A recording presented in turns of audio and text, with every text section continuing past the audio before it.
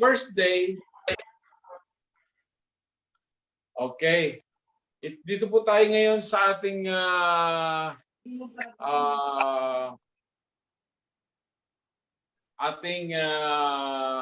ito. Teka muna.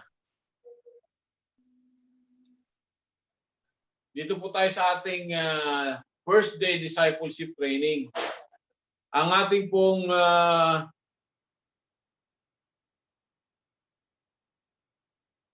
pong purpose dito ay hindi lang po pag-aaral ng salita ng Diyos, kundi lalo pa tayong mahubog ng Panginoon at lalo pa tayong magamit ng Diyos pagdating ng araw. Ito pong pag-aaralan po natin, it is mainly doctrines, doktrina po. Mga doktrina, ibig sabihin po, yung importansya ng ating pananampalataya na dapat po ay nasa tamang katuruan. Yun po ibig sabihin nun. Kasi marami pong naglipana o maraming mga simbahan na they are not aware about what they are teaching. Yung po itinuturo nila. Napakahalaga po nito kasi dito po nakasalalay ang ating kaligtasan. Dito rin nakasalalay yung ating responsibility na mayroon pong pagkakataon na maaring tayo po ay gamitin ng Diyos para magturo. Tapos po baka mamaya ay iba na pala yung may tuturo natin. Mananagot po tayo sa ating Panginoon yan. Suggestion ko po, i-on natin lahat ng ating camera para nakikita ko kayo. Baka mamaya nakikitulog na pala kayo lahat. Okay, yun. Para nakikita ko kayo lahat. Yun. Alright. Yung iba pa. Yan. I-on natin yung camera natin para kasi babasihan ko lang yung mga mukha nyo kung nandiyan pa kayo o wala. Amen. Praise God. At yun. I-on po natin lahat ng ating camera. Praise God. So ang ating unang topic ngayon is about Bible. Okay? Ngayon, sa palagay niyo po ba, ano ba yung Bible? Ano yung Bible, by the way? Sino pong gusto mag-share? Ano yung Bible? Ha? Superbook. Superbook. Oh, praise God. Galing, ano? Superbook. Ayan na. Amen. Ano pa? Word of God po, Pastor. Book of Life. Word of God. Amen. Ano pa? Amen. Book of Life, Pastor. Book of Life. Amen. Ano pa? Ano ang purpose ng Bible, by the way? Bakit ito yung binigay sa atin ng Panginoon? Guidance, Pastor. Guidance, okay. At lahat po ng nakasulat sa banal na kasulatan, ito ay binigay sa atin ng Diyos para maging guidance natin kung ano yung gusto ng Panginoon, kung ano yung dapat nating gawin, at kung ano yung mga warning, okay? Makikita po natin ang Bible, it is around 90% we can say, it's about warning of God. Okay? Warning ng Diyos na dapat po tayong maging aware. Ngayon, may mga pagkakataon po na ang Bible po ay marami ng salin, mga merong mula sa manuscript, mga mamaya, madadaanan po natin yun. At may mga Bible po na hindi po siya acceptable sa mga Bible scholar. Meron pong ganon. Like ang Biblia ng Jehovah, Biblia ng Mormons, and other Bibles. Meron pong ganyan. So, mamaya, madadaanan po natin yan mamaya. So, kung makita po natin, sabi ito, discipleship training. Okay? Ang purpose po is equipping the saints to become more effective servant of God. Ang prayer ko at ang objective natin po dito ay nawa ay pagkatapos itong mga gagawin po nating training ay magiging more equipped po tayo at magiging more effective servant of God at yung pong responsibility natin ay magagawa natin according to the will of God. Amen? So punta tayo ngayon sa first slide. Sabi rito, the Bible. Ang Bible po is next to the gift of Christ and the Holy Spirit. The Bible is the third greatest gift. Okay? the third greatest gift. Sabi ni Sir Walter, himself the author of many books and the possessor of great library, said there is but one book, the Bible. The Bible is the oldest book in existence. It required 16 centuries to write it. The first writer died 1450 years before the last writer was born. The Bible lent itself to translation and has been translated in a whole or part in more than 1,000 languages and dialects. Kung makita po natin, ang Bible po ngayon, ang dami po niyang translation. But praise God, at yung languages po. Pero praise God, nandun po yung preservation ng Diyos sa mensahe. Halimbawa, yung translate yung John 3:16 sa Bicol, i-translate sa Bisaya, sa Ilocano, sa sa different kinds of language, pero yung kanyang mensahe ay nandoon. Nagawa po ng tao yon dahil sa kapangyarihan at guidance pa rin ng ating Panginoon. So yun po importante, okay? Ngayon, the 7 crowning wonders of the Bible, okay? Sabi rito ni Reverend Dyson Hugh, sabi rito, the wonder of its formation, one book written in one place, in one language, another book written in another country, centuries later, in another language. The wonder of its unification, it is a library of 66 books, yet only one book, for it has but one author, the Holy Spirit. There are no contradiction. Makita po natin ang Bible. Kaya ako po hinighlight yung pangalawa, yung pong pagiging unification ng Biblia.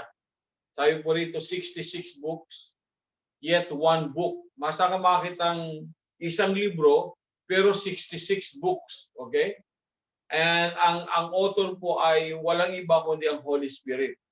At ang ganda po niyan, wala po siyang contradiction. Ibig po sabihin, yung sinasabi sa Old Testament, whatever books it is, ano man pong book na yun, ay wala po siyang contradict sa New Testament. Tapos meron po siyang tinutumbok na mensahe. Yun po ibig sabihin yan. At ang sabi nito, the wonder of its age. It is the most ancient of all books. Ito yung pinakalumang libro. Okay? Pinakalumang libro sa buong mundo. Okay? The wonders of its sale. It is the bestseller of all time. Ito na po yung libro na pinakamadaming benta. Okay? The wonders of its interest. It is the only book that is read by all classes and age of mankind. It is read by saints and children, read by all nations. The wonders of its language. It was written largely by uneducated men, yet it is considered a literally masterpiece. Ito pumakita po natin kung paano nasulat yung book. Okay? The wonders of its preservation. It has been the most hated of all books.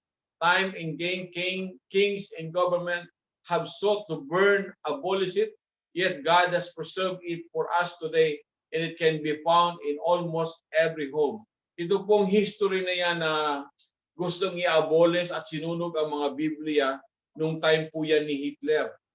Hitler on the time was so angry sa mga Jew, at ang ginawa niya po ay yung mga Biblia po ay pinasunog niya dahil gusto niyang hadlangan. But then makita po natin, nandun pa rin yung preservation at protection ng ating Panginoon.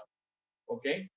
And kung makita po natin diyan sa slide na yan, yung pinakababa, yan po yung original manuscript, okay? Yan po yung original manuscript. Tapos yung original manuscript, marami na po siyang i-translate ng ang ginawa po ng mga dalubhasa, yung mga Bible scholar, inupuan po nila yan, i-translate from Greek to English, okay? Tapos ito na po, nagkaroon sila ngayon ng mga translation, okay? And by the way, maaaring ang question natin, Pastor, paano natuklasan ang Bible? meron pong, diyan po makikita po natin sa church history or sa Bible history, meron pong nag-aalaga ng tupa na kung saan ay yung isang tupa niya ay nawawala. Tapos sa paghahanap niya ng yung tupa niya, naririnig niya yung tupa doon sa parang bangin, nahulog yata yung tupa niya. So ginawa niya ngayon, na pumilit siya bumaba ngayon, tapos pinakita siyang malalim na parang butas. Binato niya ngayon. Pagbato niya ngayon, meron siyang narinig na tinamaan, parang nabasag. So nagkaroon siya ng interes na alamin kung ano yung nasa loob. Pagpasok niya ngayon sa loob, nakita niya ngayon itong itong manuscript, yung scroll na yun po yun ngayon yung Bible. Okay? At marami pa pong mga nakuhang manuscript kagaya ng mga yung mga old books na nandoon, pero yung po talagang will ng Diyos yun kung bakit nandoon at nakita ng tao hanggang sa ito po ngayon ay kumalat yung Biblia sa atin at nakarating po sa atin yung Biblia. At kung titingnan po natin, ang dami niyang translation. Okay? So yung pinakamataas, yung sa pinakamataas, yun yung Bible na ginagamit po natin ngayon. Okay? Yung nasa taas, nandiyan yung King James Version, nandiyan yung NIV, nandiyan yung Living Translation, marami na po dyan. Okay? But then, ang kagandahan po dyan, kahit po yung King James, yung NIV, yung New Living Translation, iba-iba pong panahon na ginawa yan ng mga dalubhasang mga mga mananampalataya, mga Bible scholar. Pero ang kagandahan po diyan, wala rin pong contradict. Okay? Halimbawa, yung King James Version, may maraming comments yung mga nagbabasa ng Bible na nahihirapan yung iba na basahin yung language. Kasi halimbawa, ang King James Version, mayroong mga Dowdy. Okay? Tapos sa mga English naman, example, yung halimbawa, ang pag-ibig, nandun sa King James Version, makita po natin ang pagsinta ng Diyos. Masyado po siyang malalim. At yung halimbawa, ang salita, sa King James man, makikita po natin yung verbo. Ang verbo ay yung salita din yun. Ngayon, para mas lalo maintindihan ng tao, gaya ng po ng Tagalog natin, tinagalog talagang yung kagaya na ginagamit po natin. Kaya may ibang translation. But then, as I said, yung preservation ng Bible, nandoon pa rin siya. Hindi siya nawawala. Okay? Ngayon, yung pong nakita niyo yung slide na to, galing yan sa Bible ko. Sinerox ko lang. Kung gusto niyo pong makita yung ganyan, punta lang po kayo dun sa internet, isulat niyo po yung the historical bridge ng Bible. Makikita niyo po yan. Or origin and growth of the English Bible. I-type nyo lang po yan sa Google. Okay? I-Google nyo lang po yan. Lalabas yun doon at mababasa nyo po na mas clear. Mas clear po yung nakalagay doon. Kasi dito, hindi natin siya masyadong mababasa. Pero ang purpose ko lang po dyan is that para meron tayong ideya paano nag-start yung Bible. Okay? Ngayon, yan. Meron akong kinuha sa internet. Similarity yung kanina ito. Parehas lang din yan. Kaya lang ito medyo malinaw. Yan po yung tingnan natin. Yan yung Dead Sea Scroll. Okay, found 1947. And newly discovered manuscript. Yan po yan. Okay.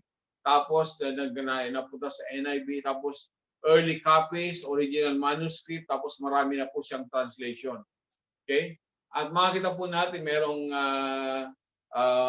yung sa taas NIV, tapos merong message, merong New King James Version, merong NIV, merong PIL, marami na po siyang translation. Okay? So, pinakita ko lang po sa inyo para at least may idea po tayo kung ano yung mga Bible na binabasa po natin. Ano yung saan ang galing. Okay? Ngayon, mag-iingat lang po tayo mga kapatid na sometimes may mga tao na hindi naniniwala na ang Bible ay galing sa Panginoon. Pag ganun ang paniniwala ng isang tao, delikado po yun. Pag sinabing, hindi ako naniniwala sa Bible kasi ang Bible, sulat lang ng tao yan. Yes, sinulat ng tao, pero sila po ay guided ng ating Panginoon through the power of the Holy Spirit. Because without the power of the Holy Spirit, hindi pwedeng isulat yun basta. At makita po natin sa dinaan natin kanina na anuman yung naisulat sa Bible, wala po siyang contradict. But hindi po siya nagkaroon ng contradict kasi through the power of the Holy Spirit. Okay? Sa kapangyarihan ng Banal na Espiritu ng Diyos. Okay, so makita po natin dito po sa bandang kaliwa, makita po natin the Douay Bible, ano? Douay. Yung po, Roman Catholic Bible. Yung Roman Catholic po, meron po silang idinagdag mula sa 66 books, naging 72.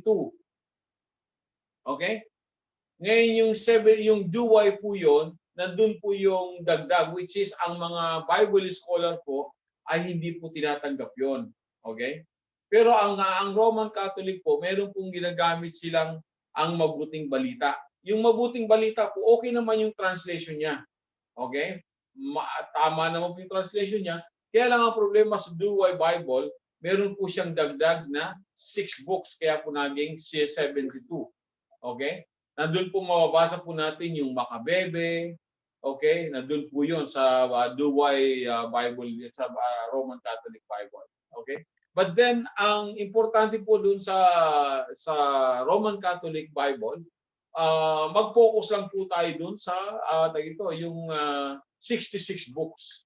Dahil yun po ang accepted ng mga Bible scholar. Amen? Okay. Ngayon, 7 symbols used to illustrate the Word of God. Ito po ang ganda nito. Sabi niya, 7 symbols or simbolo na ginagamit ang Biblia bilang illustrate kung ano ang ini-illustrate kung ano ang Biblia. A sword. Okay?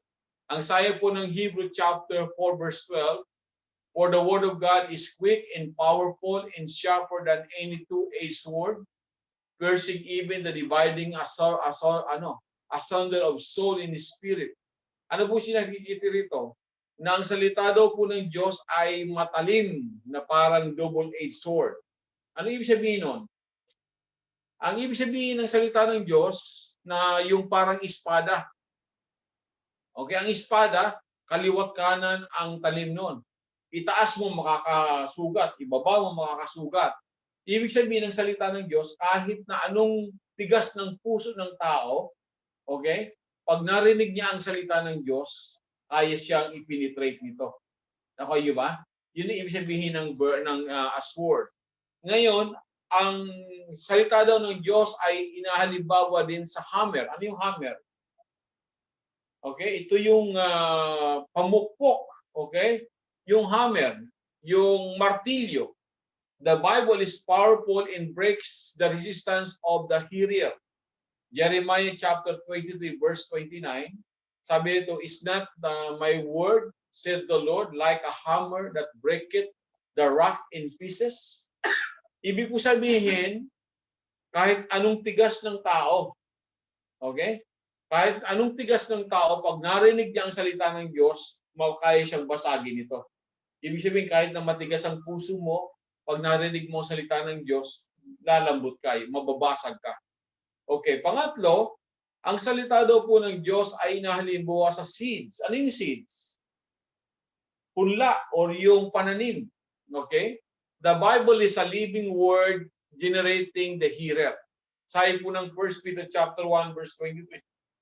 Being born again, not of corruptible seed, but incorruptible seed by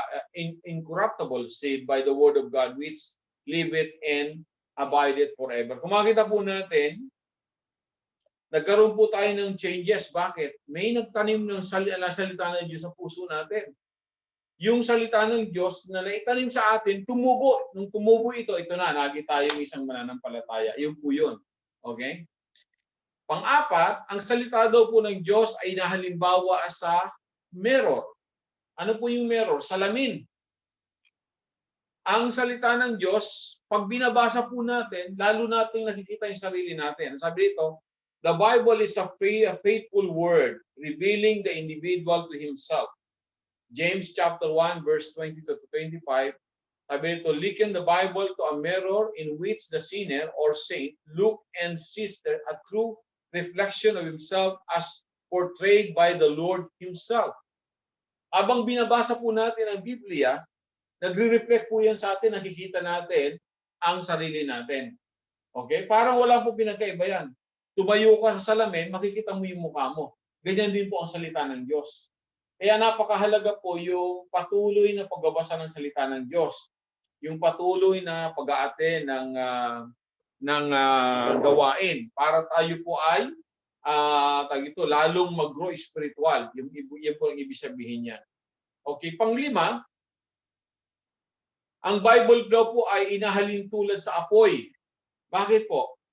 Sabi ito, the Bible is burning word, consuming the dross in the hearer. In Jeremiah chapter 23, verse 29, it is not my word like a fire, saith the Lord, Jeremiah 20, verse 9, but his word was in my heart as a burning fire shut up in my bones. Ibig sabihin, ano po yung fire? Pinupurify, okay? Inaalis yung mga bagay na hindi po ang maganda sa atin. Yun po yun. Di ba yung like ang gold, kung gusto mong i-purify, dapat idaan mo sa apoy. Ganon din po yan ang Word of God. Habang binabasa po natin, habang pinag-aaralan po natin, lalo po tayong na-purify. Okay? Sabi nga rin, at yung mga bagay na hindi kalugod-lugod sa Diyos, natatanggal po yan, na naalis. Okay? Pang-anim, the Word of God is what? Is lamp. Is like a lamp. Yung ilaw. Okay? The Bible is an illuminating word guiding the believer day by day. Psalm 119 verse 105. Thy word is a lamp unto my feet and a light unto my path.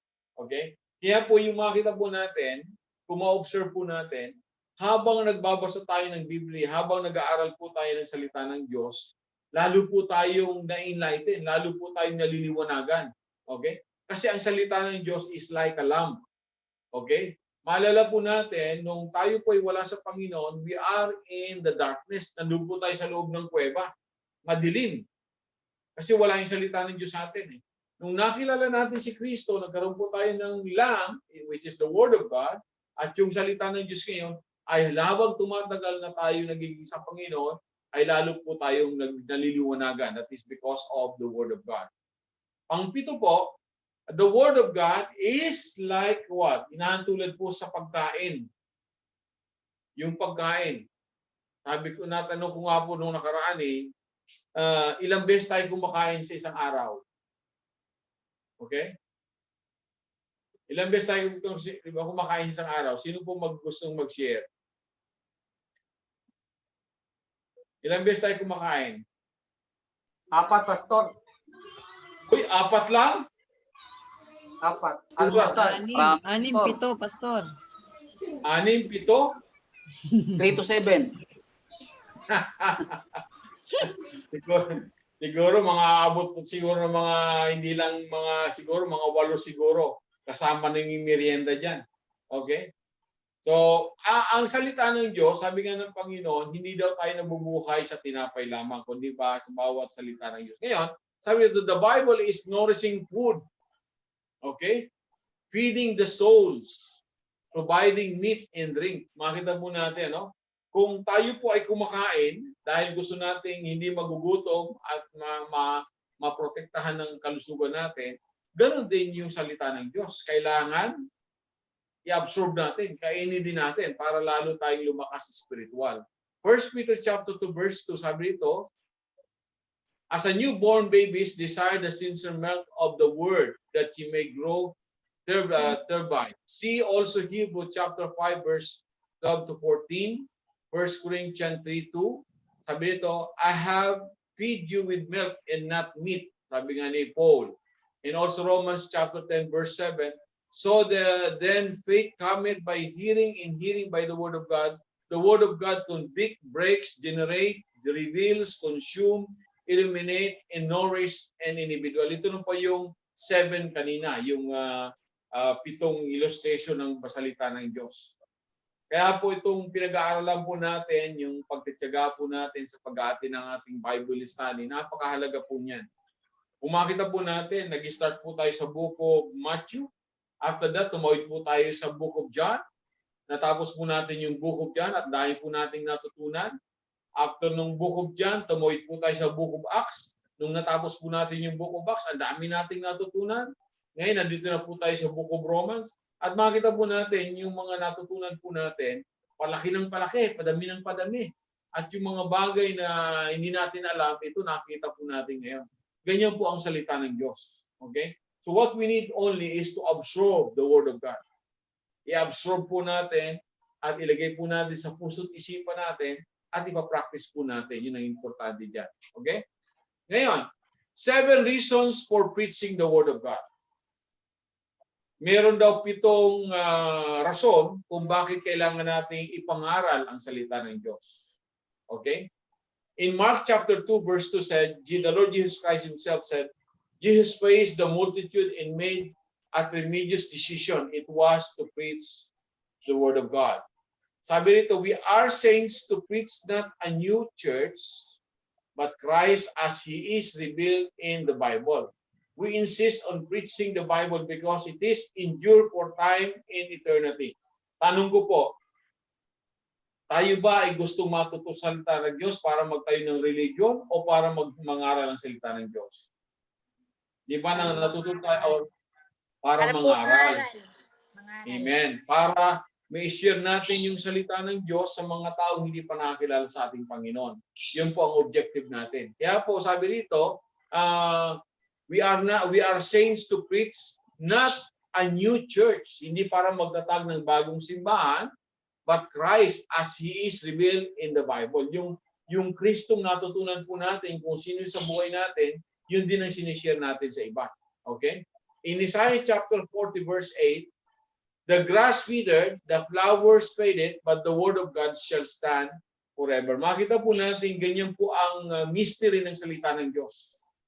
Okay? Sabi ng binigyan dito example ni Prophet Isaiah, ang bulaklak daw ngayon ay sariwa, bukas ay lanta na. Okay? Yung bulaklak ganun din. Ngayon sariwa, bukas lanta na. Pero sabi nito, ang salita ng Diyos mananatili magpakailanman. Hindi po siya mawawala.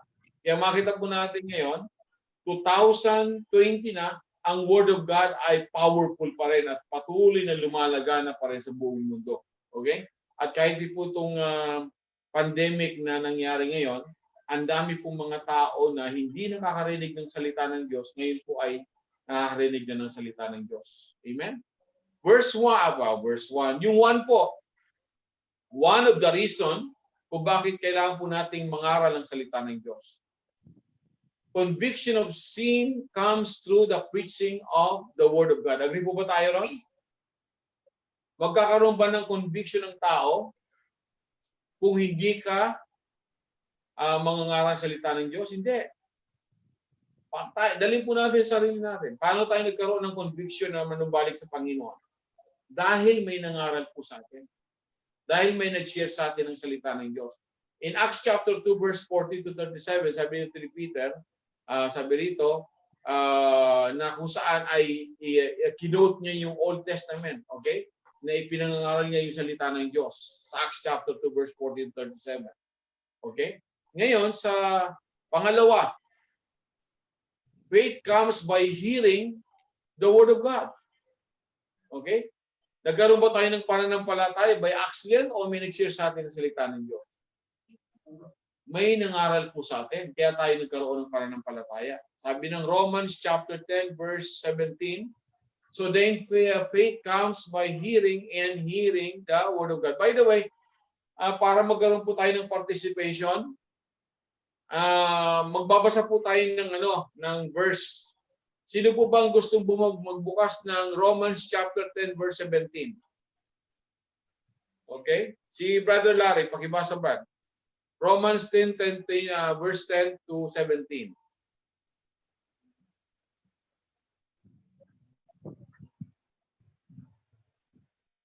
Ano sabi po Romans diyan? 10. Verse 17, yeah. Sabi po dito sa Romans 10 verse 17 sa Tagalog, sasampalataya lang ang tao kung maririnig niya ang mensahe tungkol kay Kristo at maririnig lang niya ito kung may mangangaral sa kanya. Okay. So sasampalataya daw ang tao kung maririnig niya ang salita ng Diyos at paano niya maririnig? Dapat may mangangaral. Yun po yung sinasabi ng Pangalawa, na ang pananampalataya ay nag-i-start sa pakikinig ng salita ng Diyos. Parang sa atin po, imposible po tayo na magkaroon ng pananampalataya sa Panginoon kung hindi natin narinig ang salita ng Diyos.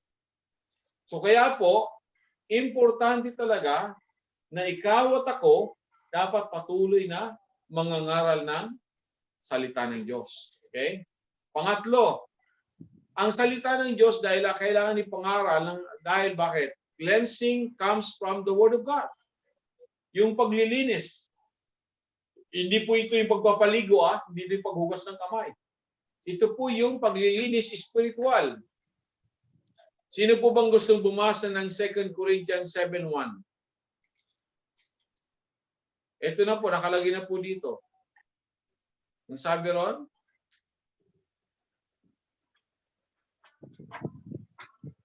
Ako na, Pastor. Having Sige. therefore these promises, dearly beloved, let us cleanse ourselves from the all filthiness of the flesh and spirit, perfecting holiness in the fear of God. The promises are the words of God. Amen. The promises are the Word of God. Paano daw po tayo naging malinis? By the way, as I said, hindi po ito yung ating laman. Hindi yung ating physical. Ang tinuturing po dyan ay yung ating spiritual. Paano tayo nalinis? Dahil sa salita ng Diyos. Because the Word of God is powerful to cleanse us or remove our sin or linisin tayo sa ating mga karumihan. Pang-apat po, ang salita ng Diyos dapat ipangaral dahil ito po ay nagbibigay ng assurance. Ano pong ibig sabihin ng assurance sa Tagalog? Ano pong ibig sabihin ng assurance sa Tagalog?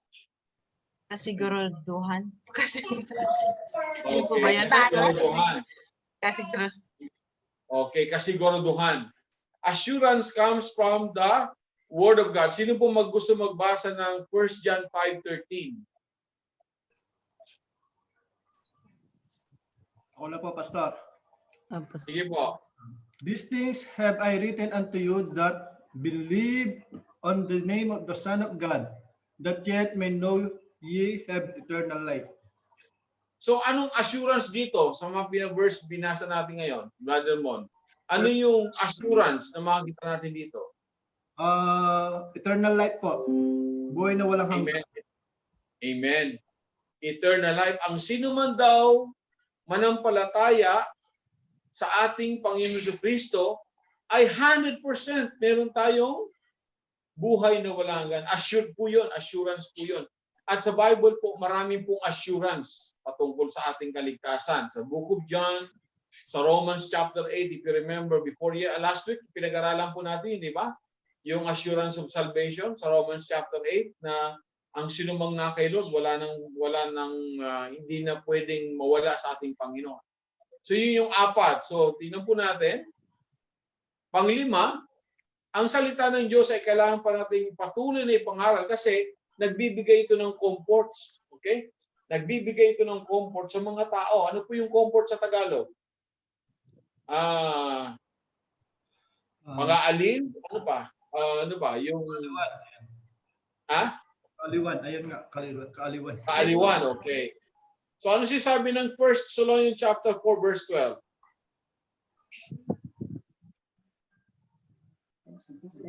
Pastor, basahin ko na 1 Thessalonians 4:18. 4:18, yes. Apo. Wherefore comfort one another with these words. These words are the words recorded in the Bible. Amen. Sabi ito, wherefore comfort one another with this word. Di ba, halimbawa, meron kang kapatid na nangihina. Okay? Tapos na-meet mo siya. Nagkukwentuhan kayo. Tapos nag-share siya, Mari, ito yung problema ko ganito, ganyan. Hirap na ako, Mari. Talagang parang susuko na ako. Ikaw naman, bilang isang matatag na mananampalataya, kakausapin mo siya, Mari, manangan ka lang sa salita ng Panginoon. Di ba ito yung sinasabi ng Panginoon na ang sino mang magtiwala sa Kanya, hindi niya pababayaan. So, through the Word of God, nakukomfort natin o nakukomfort ng Word of God ang tao. Ito po yun. Kaya po napakahalaga yung Word of God. Pang-anim, truth comes from the Word of God, yung katotohanan. Amen? Sino pong gusto bumasa ng Acts 17 verse 11. Ako na po. Sige po. Acts 17 verse 11. These were more noble than those in Thessalonica in that they received the word with all readiness of mind and searched the scriptures daily whether those things were so. Amen. So yun po yung katotohanan na sinasabi ito, these were more noble than those in Thessalonica in that they received the word with all readiness of mind and searched the scripture daily whether those things were so. Makita po natin, ito po mga taga-Thessalonica, nung narinig nila ang salita ng Diyos, sinerch nila lalo. Inalam nila yung talagang katotohanan and they found out na lahat ng kanilang nalalaman ay talagang totoo. Ibig po sabihin, kagaya ng ginagawa po natin ngayon sa ating Bible study, we dig out the Word of God. Inaalam natin. Yung sinabi ni Pastor, tama kaya yun? Ibig sabihin, dinidig out natin yung salita ng Diyos. At lalo nating pinalalakas yung ating pananampalataya sa pamamagitan ng salita ng Diyos. At the Word of God, ito po ay nagbibigay ng kasiguruduhan na itong salita ng Diyos na pinanghahawakan po natin ay talagang totoo. Okay? Na pangpito, why we need to continue share the Word of God? Dahil ito po ay nagbibigay ng pangalawang kapanganakan sa mga tao. Naalala po natin, ito yung pinag-aralan po natin. Yung sabi ito sa John chapter 3, si Nicodemo. Sabi rito, the new birth comes from the Word of God. 1 Peter chapter 1 verse 23. Sabi rito, being born again, not of corruptible seed, but of incorruptible by the Word of God. Sino pong gusto mag-share dito? Sinasabi sa 1 Peter 1:23. Ano ibig sabihin po dyan? Sino gusto mag-share? Paano tayo nagkaroon ng pangalawang kapanganakan? And by the way, ano po yung pangalawang Sir, kapanganakan? baptize po tayo. Ano, Raster? Ma-water baptize tayo, Pastor. Okay. Ano pa? Ano yung nagkaroon tayo ng pangalawang kapanganakan? Bale, Naalala po ba?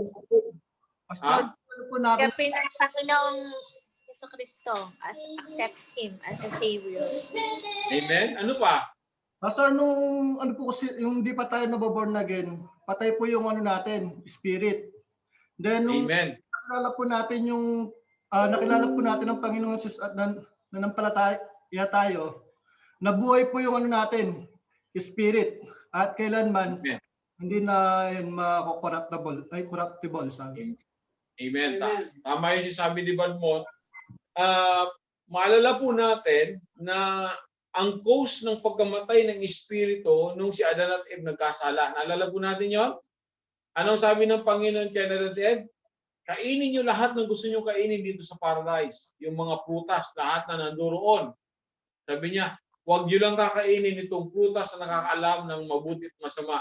Kasi pag kinain niyo yan, you will surely die. Ikinain ni Adan at Eva yung prutas na yon. Namatay po yung kanilang spiritual na relasyon kay Lord. Okay? Ngayon, yung spiritual na yon na namatay, kailangan mabuhay ulit, may panganak muli. Ito na ngayon yon. Ano ang magiging ano ang isa sa mga ingredients para mabuhay ulit yung spiritual na buhay ng tao? Kailangan niya ng Word of God. Tayo, parang ganito. Nung tayo wala sa Panginoon, spiritually dead tayo. Pero may nag-share sa atin ng Word of God. Ito ngayon, through the Word of God, nabuhay ulit tayo. Nagkaroon ulit tayo ng relasyon sa ating Panginoon. Okay? Kaya napakahalaga po, mga kapatid, yung pangangaral ng salita ng Diyos. Okay? Now, sabi rito, note, the uniqueness of the Holy Bible compared to the other religious books or religious book, it is changed the life of person once they believe to the Lord. Ano yung ibig sabihin po nito? Sino pong gusto mag-share? The uniqueness of the Holy Bible compared to other religious books, it is changed the life of the person once they believe to the word to the Lord. Ano yung sabihin po nun? Ganito pong gusto sabihin niyan. Ang mayroon din po silang libro, yung Quran. Yung Buddhist, meron din po silang libro. Okay? Yung mga Hindu, meron din po silang libro. Pero ang tanong po, bakit meron din po na silang libro, pero hindi po nagkakaroon ng power sa tao para mabago yung tao? Kasi ang salita ng Diyos, ang Biblia lang po, ito yung salita ng Diyos na pwedeng magbago ng tao. Nakon niyo po ba? Nandito yung kapangyarihan ng Diyos, ang salita ng Diyos, ito yung Biblia. Kaya sabi nga dito, the uniqueness, unique po ang Biblia. Compare sa mga sa ibang reliyon na meron din silang libro, pero hindi kayang magbago ng tao. Nakon niyo ba? Yun ang ibig sabihin yan. Eh napakahalaga po, yung Biblia na pinag-aaralan po natin, dapat ina-absorb po talaga natin. Amen? Para yung tao ay magkaroon siya ng changes. Alam niyo po, kung meron po kayong pagkakataon, makinig po kayo sa mga live testimony sa YouTube like Dolphy Jr. Ang ganda ng live testimony ni Dolphy Jr. At yung yung mga artista ngayon na mga Christian na, yung nanalo sa ating Miss yung taga Bicol, di ba? Venus Ra. Venus Ra. Ang ganda rin po ng testimony niya. Sabi niya, nung wala siya sa Panginoon, sabi niya, akala niya ang kanyang weapon is yung kanyang beauty at saka yung kanyang katalinuhan. Pero nang nakilala niya ang Panginoon, sabi niya, lahat pala niya yun ay walang kabuluhan. Ang ganda po, yung mga testimony nila. Pakinggan po natin kung meron po tayong time, magbukas po tayo sa YouTube at itype po natin live testimony, Christian live testimony ni Venus Ra, ni Dolphy Jr. or sino man. Tapos makikita po natin kung paano sila binago ng Diyos. Question, how they changed? Paano sila nabago? Sa pamamagitan po ng kapangyarihan ng salita ng Diyos. Huwag na po nating palayuin. Okay? Tayo lang. Tayo, ikaw at ako. Alam mo, naalala ko si Brother Larry, ang ganda po ng patutuan. Hysteria, ang ganda po ng patutuan ni Brother Larry. Pinahirapan ka pala niya nung bago pa kayo makasal, sabi ni Brother Larry. Sabi niya, Pastor, ang ngihis ko, iyak na iyak yan sa akin dahil nung ako'y hindi pa ako sa Panginoon. Sabi niya, madalas daw siyang naglalasing. Pero binago talaga siya ng Panginoon. Hallelujah. Sabi ko, meron ka palang greatest gift na binigay kay Hysteria. Sabi niya, Pastor, oo nga. Sabi niya talagang God is good. So, yun po yun. Nung ako hindi po mananampalataya, rin ako sa mga sugal, madyong, lahat ng klaseng mga makamundo na yan. Yung chain smoke din ako, okay? Manginginom din ako, talaga naman sa barkada. Pero isang araw, God changed my heart. So yun po yun. Bakit? Kasi nakita ko ang Panginoon, nabasa ko ang salita ng Diyos, may nag-share sa akin ang salita ng Diyos, at ito ngayon nagkaroon ng changes. Kaya po, ang sinasabi po dito, bilang isang mananampalataya, huwag tayong titigil sa pag-share ng salita ng Diyos. Ayaw natin silang abutin, sabihan natin. Kagaya nung ginawa ni Brother Rod, yung namatay na si Rodel, di ba? Tingnan natin, biro mo, ilang araw na lang yung kanyang ipinalagi. Pero sa biyaya ng Panginoon, bago siya nalagutan ng hininga, nakakilala sa Panginoon, tinanggap niya ang Panginoon, narinig niya yung salita ng Diyos. Yun po yung kahalagaan ng salita ng Diyos. Amen? So let's go to the next one. Ito naman po ngayon. 7 reason naman daw kung bakit ang mga tao ay ayaw sa salita ng Diyos. Okay? 7 reason why some do not read the Word of God. Okay? Sino pong gusto magbasa ng Jeremiah 15 verse 16? Buksan po natin yung Jeremiah 15 verse 16. Okay? Jeremiah, sa Bible niyo po. Jeremiah 15 verse 16.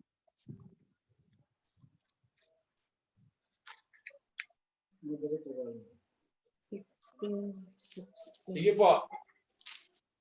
Sino gusto bumasa? Verse 16 po, Jeremiah 15 verse 16. Noong nagsalita kayo sa akin, pinakinggan ko po kayo. Ang mga salita po ninyo ay kagalakan ko at ako'y sa inyo, o Panginoong Diyos na makapangyarihan.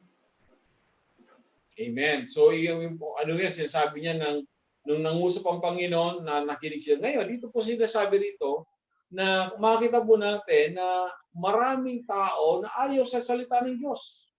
Madami. Aalamin po natin ngayon kung ano ang reason. Sabi ito, una, ignorance of its truth. Di ba? Madami pong ganyan eh. Di ba tayo, bago tayo nakakilala sa Panginoon, ignorante tayo sa salita ng Diyos eh. Maring may Biblia po tayo sa bahay, pero inaalikabok. Hindi natin binabasa. Naalala ko po nung ako po yung high school, meron bigay sa aking Biblia. Yung mga Gideon Bible yun eh. Yung sa high school, Gideon Bible po na maliit. Ano?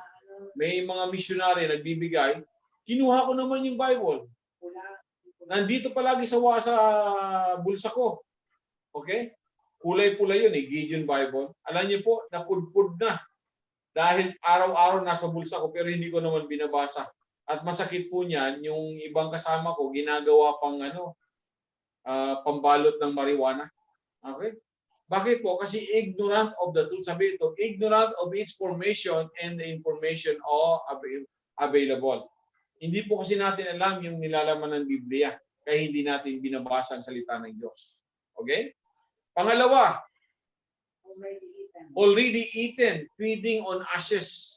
Sino pong gusto bumasa ng verse 20 ng Isaiah chapter 44? Ako po, Pastor. Sige po. Isaiah 44, chapter 4, verse 20. Ang mga gumagawa nito ay parang kumakain ng abo. Lubusan na siyang nailigaw na kanyang maling paniniwala at mahirap nang ituwid.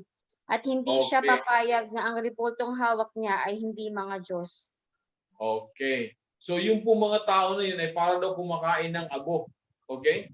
Ngayon, makikita po natin na ang mga tao, yung ayaw sa Biblia, ganito po yun eh. Ito po ang reality. Kapag hindi ka mananampalataya, Biblia at saka we can say pocketbook. Okay? Pocketbook. Yung mahilig sa mga pocketbook. Ang pagpipilian niya ay Biblia at pocketbook. Ano ang madalas sa pinipili? 99%. Pocketbook. Pocketbook. Another one sa mga kabataan. Biblia at saka comics. Anong babasahin nila? Comic. Comics, di ba? Yan po yung reality. At mga like for example, yung mga politics, yung mga ganon, mas marami po yung nagbabasa ng ganon kaysa sa Biblia. Okay? Yun po yung katotohanan. Tapos, maraming tao, ito pangatlo, maraming ayaw magbasa ng Biblia kasi sabi nito, sickness. A sin-sick soul has no appetite for the Word of God. Naniniwala po ba tayo ron? Pag tayo ay may sakit, like example, trangkaso, anong panlasa natin? Matabang. Matabang, ayaw mo kumain, di ba? Ang taong wala sa Panginoon, ano ang kanyang status? Healthy siya o may sakit? May sakit. May sakit. So kaya ngayon, ayaw niyang makinig sa salita ng Diyos kasi may sakit siya. Amen? So yun yun. Sickness, a sin-sick soul has no appetite for the Word of God. Pangapat, lunching between meals. Sabi rito, living in the light, frivolous, non-essential of life. Alam mo sabihin nun? Okay? Living in the light, frivolous, non-essential of life. Kasi po, makita po natin, yung Biblia, para sa kanila, sa mga tao, parang hindi importante. Okay? Wag na yan. Marami pa akong gagawin eh. Like, gaya no sa Bible study. Niyayin mo sa Bible study. Mare, pare, kumare, kaibigan. Okay? Meron tayong Bible study. Ay, hindi, maglalaba kasi ako eh. Hindi, meron akong lakad. Maraming dahilan. Ganun po yun. Okay? Kaya po talagang, by the way, bakit ayaw nila salita ng Diyos? Wala po sa kanilang Holy Spirit. At ano po yun? Ang salita ng Diyos is what? Light.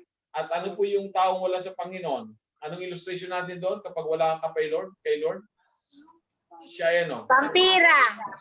Vampira. Ang vampira yan, takot sa liwanag o hindi? Takot sa liwanag. talukot sa liwanag. So kasi yung salita ng Diyos ay nagbibigay ng liwanag, ibampira siya. Kaya ayaw niya ngayon sa salita ng Diyos. Amen? Yun po yun. Amen. Okay. Panglima, the book lacks flavor for some. Yung mga tao ayaw nila ng Biblia kasi daw, wala, hindi masarap eh. Mas masarap ang basahin ng comics or yung pocketbook, parang ganon. Okay? Sabi nito, mas marami pang nagbabasa ng business, sports, education, health, and prime interest. Yung mas gusto pa nilang basahin yung mga ganong libro kaysa sa Biblia. Kasi parang sa kanila ay hindi walang excitement, parang ganon. Okay? Pang-anim, ang libro daw or yung Biblia ay masyadong matamis. Okay? Sabi rito sa mga hindi mananampalataya, sobrang tamis. Sabi rito, Revelation chapter 10 verse 8 to 10. Sino gusto bumasa? Revelation 10, 8 to 10. Sino po gusto bumasa? Ako na po, Pastor. Sige po. Revelation chapter 10 verse 8 to 10. Pagkatapos ay kinausap akong muli ng tinig na narinig kong nagsasalita mula sa langit. Lumapit ka sa anghel na nakatungtong sa dagat at sa lupa at kunin mo ang hawak niyang kasulatan na nakabukas. 9. Nilapitan ko nga ang anghel at hiningi ang kasulatan. Sinabi niya sa akin, kunin mo ito at kainin. Mapait iyan sa sikmura. Ngunit sa iyong panlasa ay kasing tamis ng pulot-pukyutan. 10. Inabot ko nga at kinain ng maliit na kasulatan. Matamis nga iyon, parang pulot-pukyutan sa bibig. Ngunit nang malunok ko na'y pumait ang aking sikmura. Makita po natin, napakatamis. Okay? Kaya maraming tao po na hindi sila interested sa salita ng Diyos. Okay? At the same time, yung binasa ni Sister Kathleen sa Revelation chapter 10 verse 8 to 11, sabi dito, the book is too bitter. Yung ano ba yung bitter sa Tagalog kanina? Mapait. Mapait. Ano po yung mapait sa atin? Ampalaya. Okay? Na ampalaya, marami pong mga taong ay kumain ng ampalaya kasi mapait. Sabi dito, as soon as he had eaten the book, it became bitter in his belly. Sabi, the truth of judgment, hell, and sin are too bitter and some are afraid to read the Bible. Bakit maraming taong ayaw magbasa ng Biblia? Dahil natatakot sa sinasabi ng salita ng Diyos. Ano yung sinasabi ng salita ng Diyos? Warning. Diba? Warning about what? Impyerno. Kaya maraming taong ayaw magbasa ng Biblia.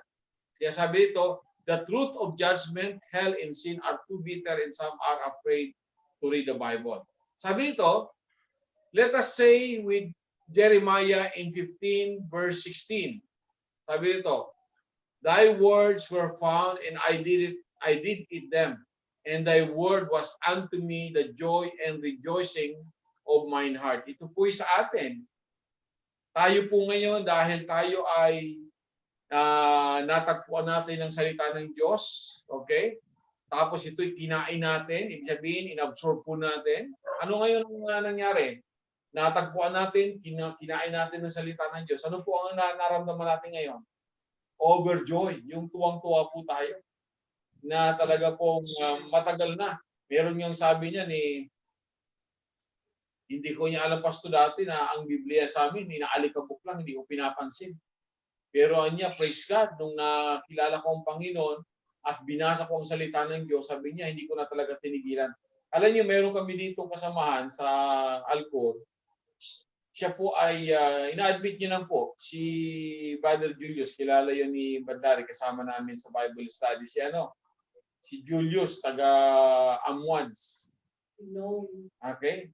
Inaamin niya po, talagang siya po ay bakla. Dati bakla siya. Sabi niya, Pastor, talagang nung wala ako sa Panginoon, talagang iba yung nasa isip ko palagi, gano'n. Pero nung nakakilala sa Panginoon, totally changed talaga, kapatid. Binago talaga siya ng Panginoon. Tapos alam niyo, Pastor, sabi niya, wala akong ibang ginagawa kundi patuloy na magbasa ng salita ng Diyos. At talagang ang laki ng binago talaga siya ng Panginoon. So, ganito po yun, na tayo po, lahat po tayo ay subject doon sa kasalanan. Talagang lahat po tayo mga makasalanan. Pero isang araw, may nagbigay sa atin ng salita ng Diyos, inabsorb natin ang salita ng Diyos, okay? Tapos ito ngayon, yung kagalakan na hindi po natin kayang ilarawan. Kagaya po ng testimony ni Sister Mary Grace, nang wala pa sa ating Panginoon, parang palagi siyang mamamatay na, parang palagi may nakadagan sa kanyang dibdib na hindi siya mapakali, natakot siya palagi. Pero isang araw, natagpuan niya ang Panginoon, natagpuan niya yung salita ng Diyos, isinuko niya ang Panginoon kay Lord, at yung overjoy na iyak ng iyak siya sa kagalakan. Okay? At talagang hindi niya mapigilan yung sarili niya na hindi mapaiyak sa galak. Ito po yun. Lahat po tayo ganyan. Amen? So yun po yung salita ng Diyos na kailangan, kaya nga po, may mga reason bakit ayaw ng salita ng Diyos. Kaya tanong, pastor, ayaw niya ng salita ng Diyos eh. Anong gagawin natin? Halimbawa, nag-share ka ng salita ng Diyos sa kanya. Ayaw. Ano po gagawin natin? Ihinto tayo or pagpapatuloy pa rin natin? Patuloy. Huwag susukuan, Pastor. Amen. Huwag po nating susukuan. Huwag po nating hihintuan. Pero mayroong time na dapat tayong huminto. Sister Kathleen, paano pag tayo ay, halimbawa, kailan po tayo dapat huminto sa pag-share ng salita ng Diyos? Kapag ang salita ng Diyos ay Dinadamurak, Pastor. Yeah, bastos. yun, dinadamurak na. Tama yung sinabi ni Sister Mary Grace. Kapag dinadamurak na ang pangalan ng Panginoon at ang salita ng Diyos. Di ba naalala po natin, sinabi ng Panginoon, huwag mong ibibigay ang perlas sa baboy. Ano po yun? Dahil sabi ng Panginoon, dahil yung baboy, sabi niya, aapak-apakan lang yung perlas. Hindi niya pakikinabangan yan. Ano po ibig sabihin nun? Huwag mo ibibigay ang perlas sa baboy. The word of Ano God po yung po yung, perlas? yung perlas po yung word ni God. Huwag pong ibibigay Amen. sa mga baboy. Tapos may sinabi pa po siya doon, Pastor, yung pong ay ikakas yung sa mga dogs. Nalimutan ko yung verse na yun Pastor. Basta yun po yung niya. Yeah, yung sinasabi sa Mary Grace na yung baboy, totoo po yun. Kasi ang baboy, hindi niya pakikinabangan yung salita ng Diyos. Ngayon, kapag ang tao po ay talagang dinudurakan ng salita ng Diyos, huwag na po nating bigyan ng pansin. Kaya mo nang nabigyan mo na siya ng salita ng Diyos. That's it. Ngayon, halimbawa, mayroon kang namang kumare o kumpare. Sinisiran mo, pinupunta mo sa bahay. Tapos, sasabihin niya, Mare, sa kanila kasi busy ako eh. O, ano sabi niya? Sa kanila. E di sa susunod na linggo, balikan mo ulit. Sinisira mo naman. Okay? Hanggang sa mawin po natin siya. Kasi yung sa kanilang, God willing, yung sa kanilang may hangganan po yun eh. Okay? Ibig sabihin, meron siyang chance na makakilala sa ating Panginoon. Amen? So now, wag po tayong manghihinawa to share the gospel. Okay. Ito naman po ngayon. 7 points to remember in reading the Bible. Meron pong 7 puntos na dapat po nating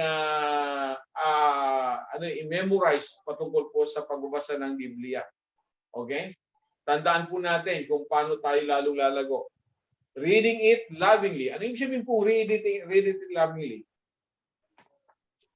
Hello? Ano yung ibig sabihin po ng reading it lovingly? Pakibasa po yung Psalm 119 verse 11. Psalm 119 verse 11.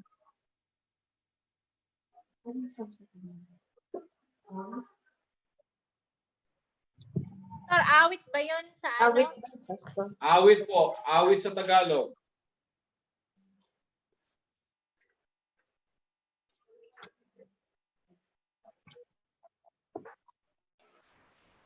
Ano po sinasabi? Dito. Sige po. Brad Larry, go ahead. Sabi dito sa Psalm chapter 119 verse 11, sabi dito, ang salita niyo'y ay iningatan ko sa aking puso upang hindi ako magkasala sa inyo. Amen. Ang salita mo, iningatan ko sa aking puso upang hindi ako magkasala sa iyo. Ganda, no?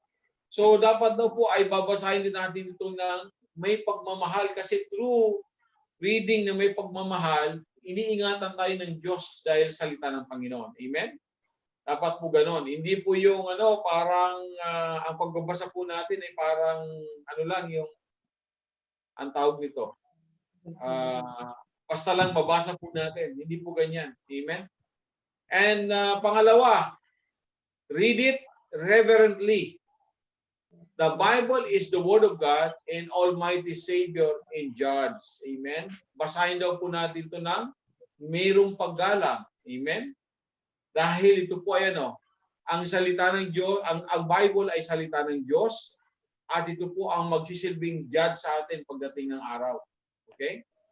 Pangatlo, read it prayerfully. Okay? The Bible is God's message to me for my own heart in life. Kaya dapat po binabasa po natin ng talagang galing sa puso, prayerfully, sincere, parang ganon, okay? Dahil ito po ay nagbibigay ng mensahe sa atin, okay? At sa ating buhay, tayo po ay lalong palaguin ng Panginoon. Amen.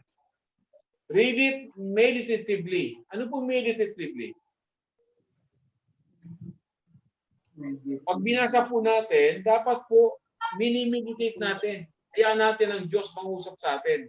Ito po yung tinatawag natin sa personal devotion po natin, di ba?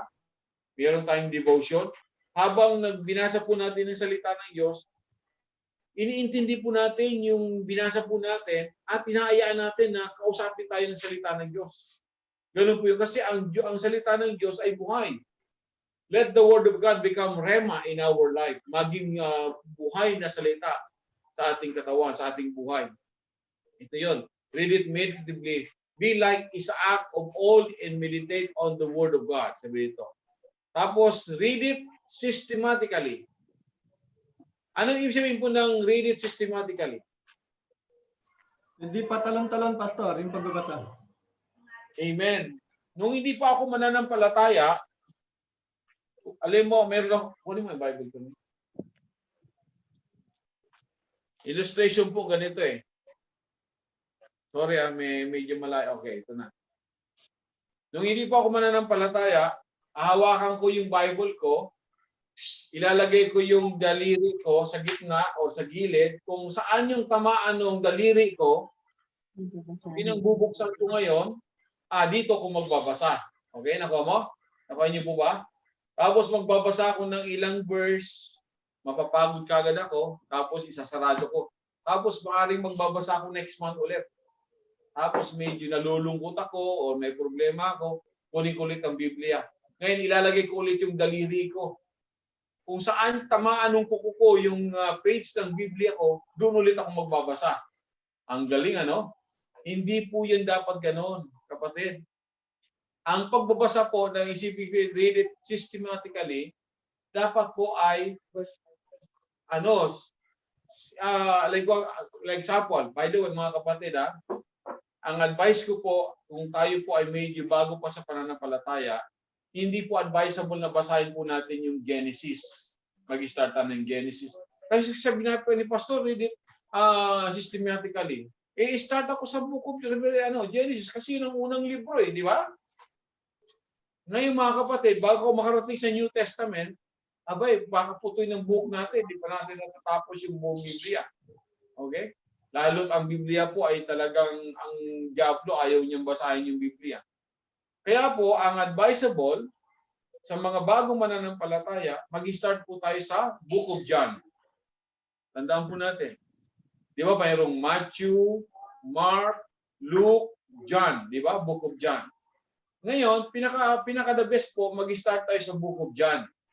Book of John, tapos natapos tayo sa Book of John, Book of Acts, tapos Romans, Corinthians, hanggang sa Revelation. Ang tanong, Pastor, bakit gano'n? Bakit sa Book of John? Dahil sa Book of John, diyan po yung tinuturo ng pagka-Diyos ng ating Panginoon. Diyan itinuturo yung salvation. Diyan itinuturo kung sino si Kristo. Diyan itinuturo kung anong nangyari sa ating Panginoon at bakit siya namatay. So, ibig sabihin, nandyan yung pinaka-primary needs natin. Parang ang illustration po dyan ganito. Pag pumunta tayo sa ospital, meron tayong sakit. Okay? Di, check upin tayo ng doktor. Okay? Tapos sasabihin ng doktor sa iyo, anak, meron kang nararamdaman sa baga, ganito. Meron kang ubo, meron kang lagnat o whatever, ganyan. Ngayon, yung ubo mo ay medyo delikado. So ito, bibigyan kita ng antibiotic. Di ba? Antibiotic ngayon. Para gumaling.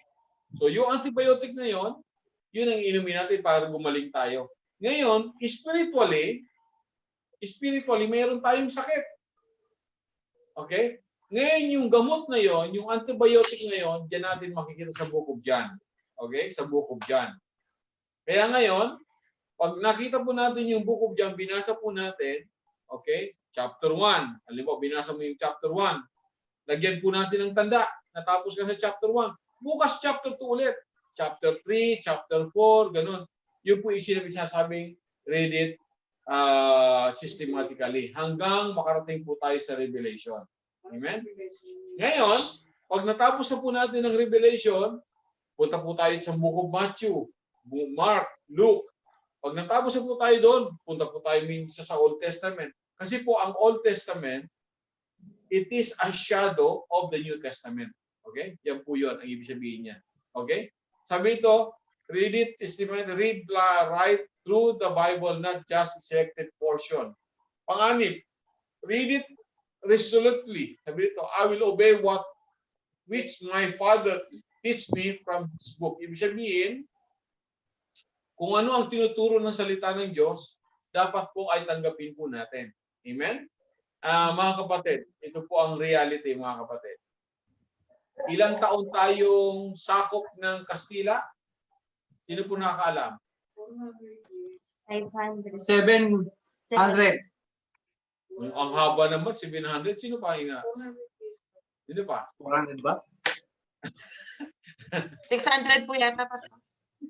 Boss, 600? Ano pa? Sino gusto mag-share?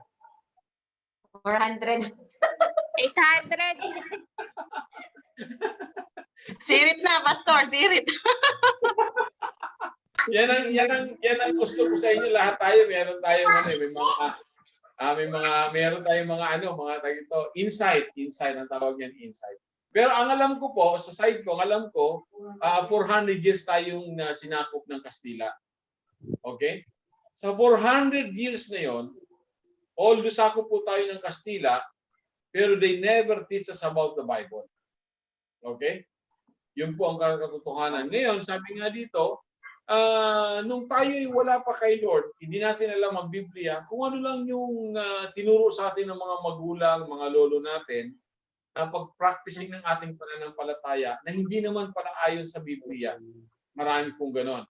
Ngayon, kung sakaling yun po ang ating status, anong dapat natin gawin?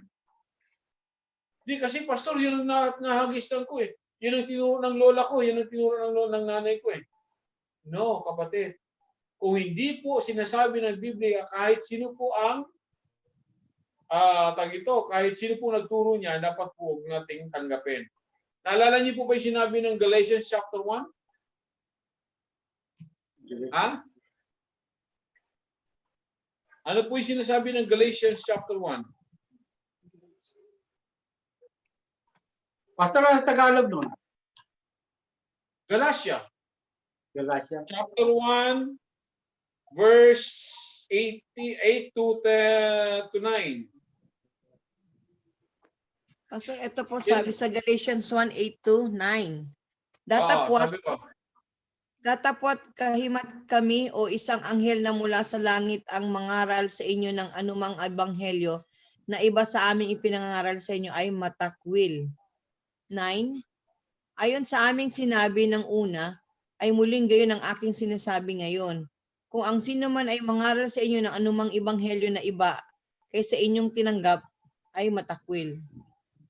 So sabi dyan sa binasa ni Mr. Tess ay matakwil.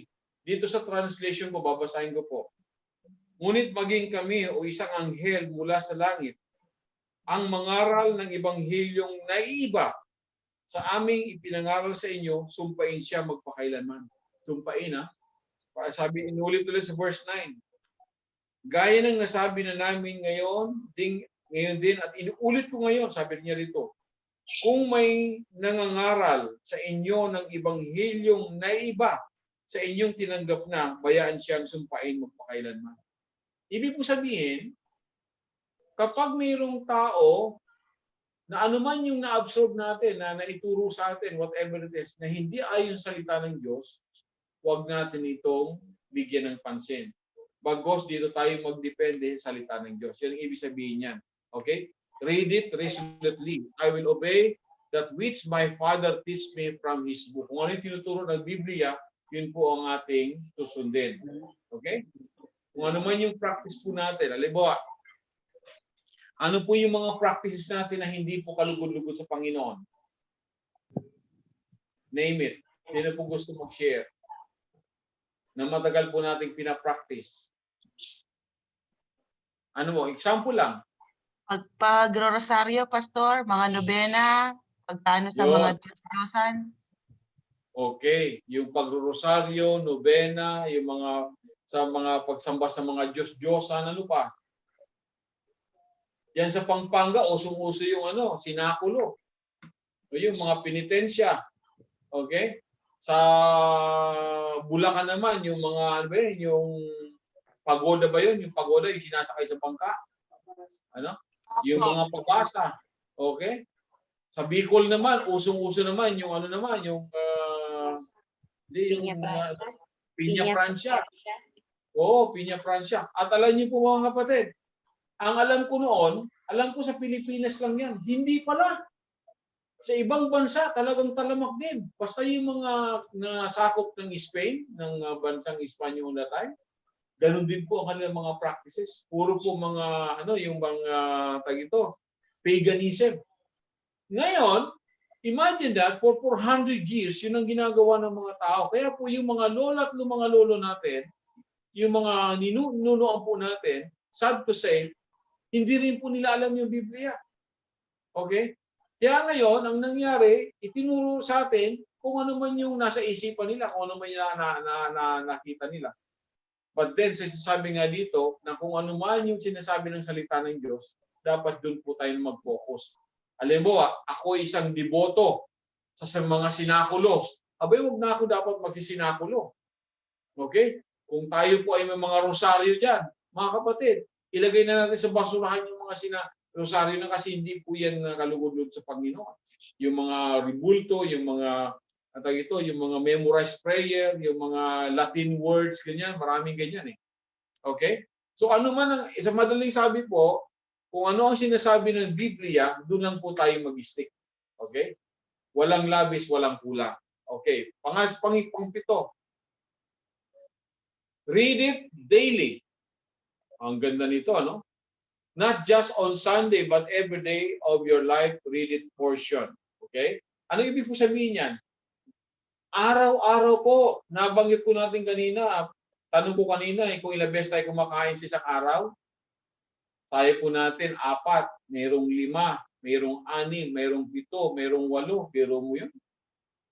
Biro mo yun, na minsan 8 beses tayo kumakain sa araw, isang araw. What about yung Word of God? Di ba alin niyo po ang illustration ng taong hindi nagbabasa ng salita ng Diyos? Hindi nakakarinig ng salita ng Diyos? Yung kanyang espiritu, yung kanyang spiritual na buhay, yung kanyang espiritu ay malnourished. Malnourished.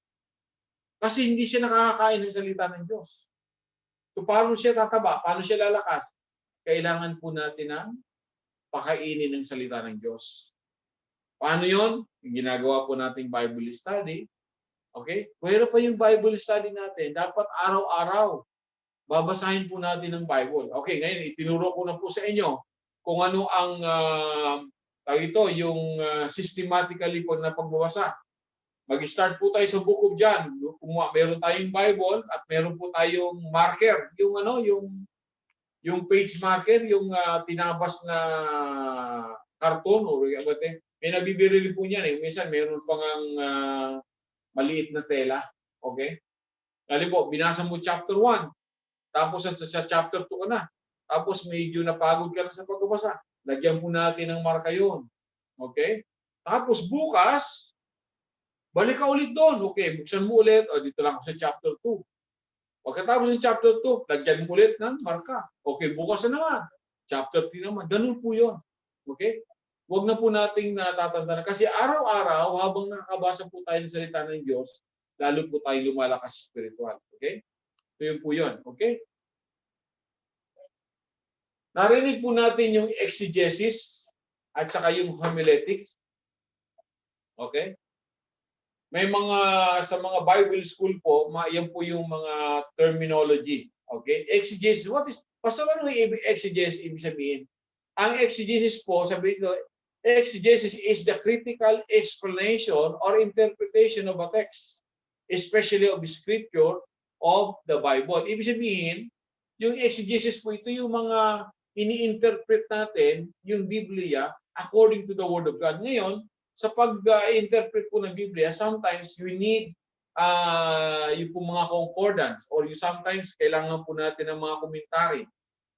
Speaking of commentary, mga kapatid, pag gumamit po tayo ng commentary, make it sure na kung yung commentary po ay hindi malayo doon sa binabasa po natin. Dahil yung commentary po ay gawa din yan or ang tao rin po ang nagbigay niyan. But make it sure na tayo po, alam mo, naghahanap ka ng meaning. Ano kaya ibig sabihin nito? So, alam mo, synagogue. Hinanap po natin, ano kaya synagogue, Pastor? Hinanap mo ngayon. Ngayon, maraming mga, may mga another words. Yung po sinasabi na interpretation or sometimes yung text, yung pangyayari. So, yun po, gagamitan po natin ng exegesis po yun. Okay? Ngayon po, sabi nga rito, exegesis is the critical explanation or interpretation of the text, especially of the scripture of the Bible. Ngayon, Pastor, ano naman yung homiletics? Homiletic is comprises the study of the composition and delivery of a sermon or another religious discourse. It includes all forms of preaching, the sermon, the homily, the catechetical instruction. It may be further defined as the study of analysis, classification, preparation, composition, and delivery of a sermon. Yung pong pinakabuod na, okay? Yung pinakabuod na lesson na gusto po nating i-share, okay? Na kung saan ay na-define muna, na-study muna, yun din tawag na homiletics po yun. Okay? So, pero po ito ay most of the time ito sa mga Bible school po ito na na-encounter. Na-share ko lang po sa inyo ito kasi maaaring ma-encounter po natin. At least, meron po tayong alam kung ano ibig sabihin nun.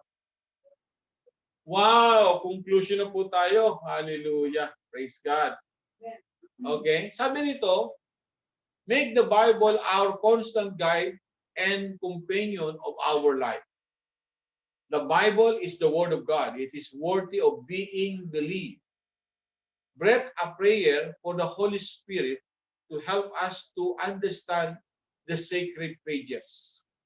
The Word of God, if neglected, will be our judge at the last day.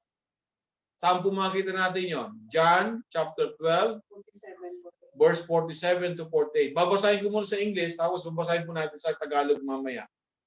If anyone hears my words, but does not keep them,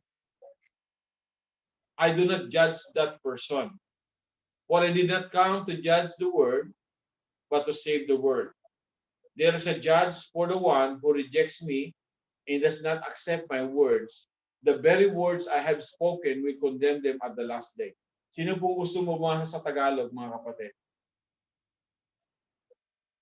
Okay? John chapter 1, verse 12 to 47. Sino po gusto bumasa, mga kapatid? Sige po. Ang John 12 verse 47 to 48. Ang Okay. sinumang nakarinig ng aking mga aral pero hindi sumunod ay hahatulan.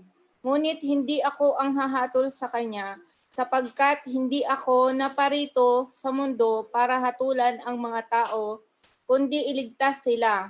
Verse 48.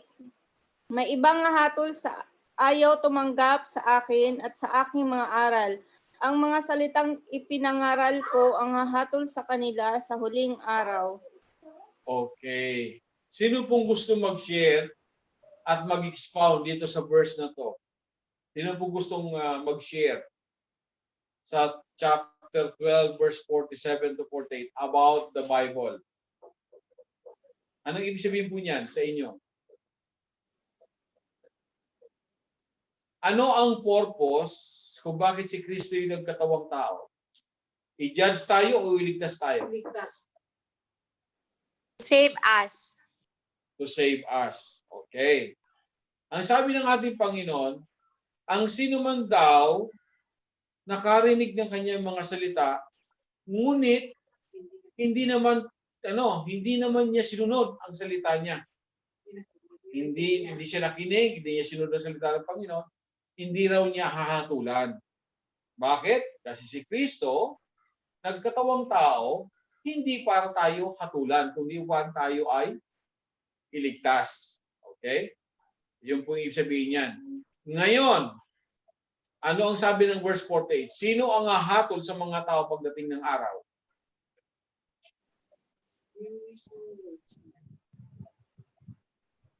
Sino pong gusto mag-share? Anong sinasabi ng verse 48?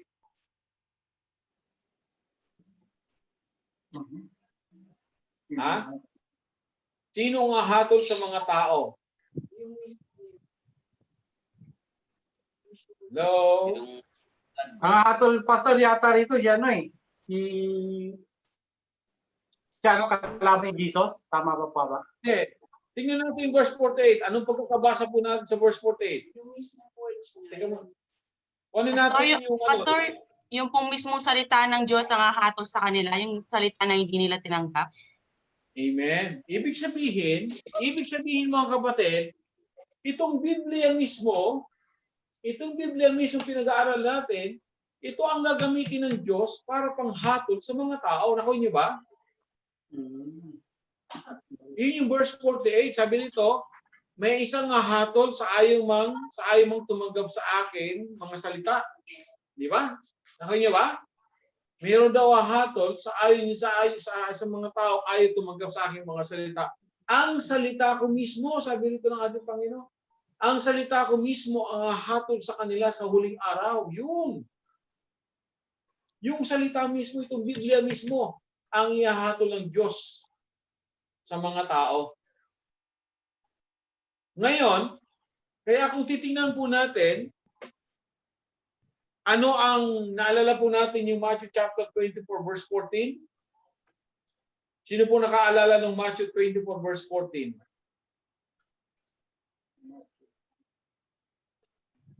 Kasi mayroong mayroong relasyon yan dito sa pinag-aaralan po natin ngayon. Matthew 24 verse 14. Ano po sinasabi ron?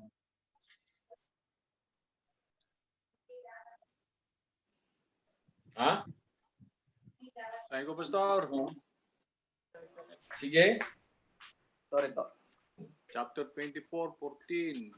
At ipangaral sa buong sanlibutan ang mabuting balita tungkol sa pag-ahari ng Diyos upang ito'y makilala ng lahat ng bansa saka darating ang wakas. Okay. Yung binasa ni Brother Frank, ipangangaral daw ang salita sa buong sanglibutan. Pagkatapos na inaipangaral ng salita ng Diyos sa buong sanglibutan, saka siya darating ang wakas. Ang tanong, pwede bang dumating ang Panginoon na hindi muna inaipangaral ng salita ng Diyos sa lahat ng tao? No. Dapat may pangaral muna ng salita ng Diyos. Pastor, bakit kailangan may pangaral muna ng salita ng Diyos? Bakit kaya, mga kapatid? Para Pastor, para pag dumating ang Panginoon, narinig na ng mga tao. Wala na siyang pag-aalinlangan dahil nabasa mo na yung hindi mo pa tinanggap. O ibig sabihin, wala na siyang alinlangan na hindi niya natanggap yung salita ng Word of God. Kasi hinahayag niya na nga. Walang alinlangan o wala nang dahilan? Wala nang may dadahilan? Walang dahilan. Wala na siyang dahilan. Okay. Kasi ganito yun eh. Alimbawa, time na ng judgment. Nandun na tayo nandun ka na sa harap ng Panginoon. Okay? Hahatulan ka na ng Panginoon. Either langit or impyerno. Di ba? Ganun yun eh. Ngayon, mangangatwiran ka, sigurado mangangatwiran ka. Gusto mo makapasok ng langit. Eh, sino ba gusto mapunta ng impyerno? Gusto natin mapunta ng langit. Ngayon, sasabihin ng Panginoon, anong katwirang pwede kitang papasukin sa langit? Eh, Panginoon, marami akong ganito, ganyan mga ginawa ko. At sabi ng Panginoon, naniwala, sinunod mo ba yung salita ko? Panginoon, hindi ko alam yan. Hindi, may nag-share sa'yo. May nagbigay siya ng Biblia, in-invite ka sa Bible study, narinig mo ang salita ko. Kaya lang hindi mo binigyan ng pansin. Yun sinasabi ni Badrod na ang tao, pag nandun sa harap ng Panginoon, para wala na siyang maidadahilan, dapat marinig muna niya ang salita ng Diyos. Para walang escape, wala siyang maidadahilan sa Panginoon. Okay? Kaya sabi nito, na kahit saan ang salita ng Diyos, dapat may pangaral ng salita ng Panginoon. Noong isang araw, nanonood kami ni History din sa National Geography. Okay? Dito sa Brazil, marami palang mga mga remote, mga uncivilized na mga tao pa. Okay? Alam niyo po nakakatuwang nakakatakot dun sa mga missionary. Biro mo, pinupuntahan niyo yun. Yung sa liblib ng mga kabundukan, may mga wala pang ang damit eh. Okay? Ngayon, ang ginagawa nitong missionary, nag-aaral siya kung paano siya magiging matutong makipag-usap sa kanila. Tapos pagkatapos nun, aaralan niya ng salita ng Diyos. Sumakita po natin kahit saan nakakarating ang salita ng Diyos. Ngayon, itong nangyari sa atin ngayon sa pandemic na to. Alam niyo po ba na maraming taong hindi nakakarinig ng salita ng Diyos ngayon nakakarinig na dahil sa online. Yung mga taong walang time para magbuta ng simbahan, ngayon meron ng time na makarinig ng salita ng Diyos. Okay? Ibig sabihin, we are in the last days na talaga. Okay? Kaya sabi dito, ang salita mismo ng ating Panginoon ang gagamitin niya para gawing hatol sa mga tao pagdating ng araw. Okay? Kaya po yung John chapter 12, verse 47 to 48, tandaan po natin yung verse na yan. Ang ganda po niyan. Tapos, ang ipapartner po nating verse dyan ay yung Matthew chapter 24, verse 14. At meron pang isang verse yan. Sa 1 Thessalonians, puntahan po natin. Okay? Sa 1 Thessalonians, Verse 1 to 8.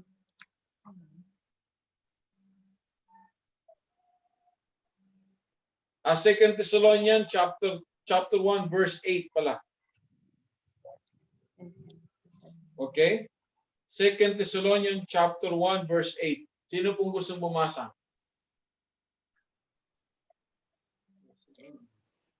2 Thessalonians chapter 1 verse 8. Ako na po, Pastor, Sige po. na may naglalagablab na apoy, parurusahan ang lahat na hindi kumikilala sa Diyos at hindi sumusunod sa magandang balita ng Panginoong Hesus. Okay. Sabi na doon, parurusahan niya ang hindi kumikilala sa ating Panginoon at hindi sumusunod sa ebanghelyo ng ating Panginoong Jesucristo.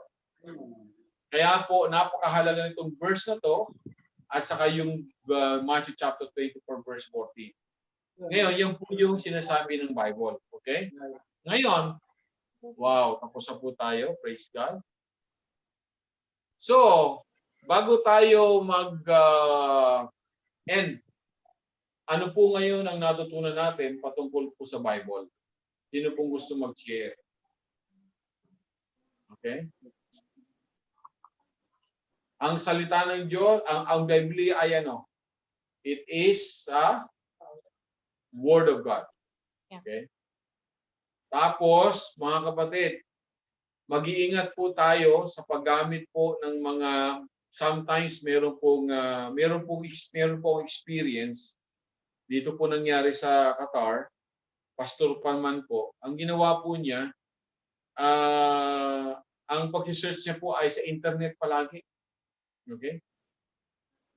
Hindi na po siya nagdidepende doon sa Bible mismo. Okay? Ang nangyayari po ngayon, nag-search siya palagi sa mga internet, yung mga iba-ibang komentary doon. Alam niyo po mga kapatid, dahil hindi po siya nakapokus sa Bible, yung Bible niya po ngayon ay naging last priority na lang. Which is nag-fall po siya ngayon sa punto. Napakasakit po nun. Mga kapatid, sa Bible lang po tayo manangan. Okay?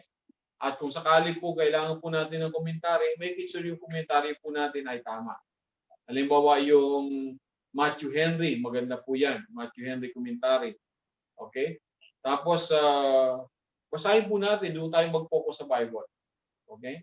So yun po yun. Ano pa yung natutunan natin ngayong araw na to patungkol po sa Bible? Word of God. Amen? Yung panimula ng Bible, Pastor. Yung panimula sa Bible. Amen? Ano pa? Bakit kailangan nating ipangaral ang salita ng Diyos? Ano ba yung salita ng Diyos? Kagaya ng Yung ano po, sword? ito yung scripture po niya, yung passage, yung inspired by God. Tapos Amen. napaka-useful po for teaching, yung pointing errors, correcting people, and training. Tapos ano po, ito po yung galing dun sa isip at saka sa puso ng Diyos. Amen. Naalala po natin ang salita ng Diyos ay katulad ng sword, katulad ng hammer, as a seed, as a mirror, a fire, a lamp, a food. Amen. Yun po yun. Tapos, 7 reasons to kailangan salita ng Diyos para magkaroon ng conviction ang mga tao sa kasalanan. Okay? Dahil at saka pangalawa, yung ang tao ay magkaroon ng pananampalataya. Okay? Pangatlo, para magkaroon ng spiritual na kalinisan. Amen? Ano pa? Pang-apat, para magkaroon ng assurance ng kaligtasan natin. Amen? At ano pa? Para magkaroon ng comfort, yung mga problema, bigyan natin ng salita ng Diyos. Amen? Tapos yung pang-anim, yung katotohanan sa salita ng Diyos. Sabi nga ng Panginoon, then you will know the truth and the truth will set you free. Amen? At pang-pito, yung pong birth sa pamamagitan ng salita ng Diyos, nagkaroon po tayo ng pangalawang kapanganakan. Amen? Hallelujah. So, kung bakit daw maraming tao sa salita ang mga tao ayaw sa salita ng Diyos? Dahil sa ignorante sila sa salita ng Diyos. Amen? At sila daw po ay kumain na ng abo. Wala na pong of course, busog na ng abo. Ibig sabihin yung untruth. Parang ganon. At pangatlo, sickness. May mga sakit or vampira. Parang ganon. Kaya sila ayaw sa salita ng Diyos. Amen? Launching between meals, sabi rito, mas gusto pa nila yung yung sabi rito na living in the light privilege na necessary of life. Okay? The Word of God is lack of flavor, sabi ron. O, hindi siya masyadong masarap kainin ang basahin. Masyadong matamis. Masyadong mapait. Okay? Yun po yung salita ng Diyos. Amen? So kung tayo daw po ay bilang mananampalataya, basahin natin ang Biblia ng may pagmamahal, may paggalang, may yung prayerfully, yung parang binabasa mo na talaga may with prayer, okay? May pagbabasa ng mini-meditate mo natin. Hindi po yung basang parang binasa mo lang na whoosh, parang gano'n. Hindi po gano'n. Dapat i-mini-meditate po natin. Systematically, hindi po yung lalagyan lang po natin ng daliri, yun na, hindi po yun. Dapat meron tayong systematically. Resolutely, meron po tayong mga nabasa sa salita ng Diyos na pinapractice po natin na mali, tanggalin po natin yung practicing natin na mali dahil hindi po yun kalugod-lugod sa Panginoon. Read it daily, yung ating daily devotion. Amen? So, yun po yung mga exegesis, homiletics, praise God. Hallelujah. Praise God. May natutunan po ba tayo, mga kapatid? Amen. Hello. Amen po. Pastor. Salamat po. Amen. Amen. Amen. Ngayon ang tanong ko po, tutuloy pa ba natin yung ating discipleship training? Amen. Opo. Opo, Pastor. Po. Amen. Praise God.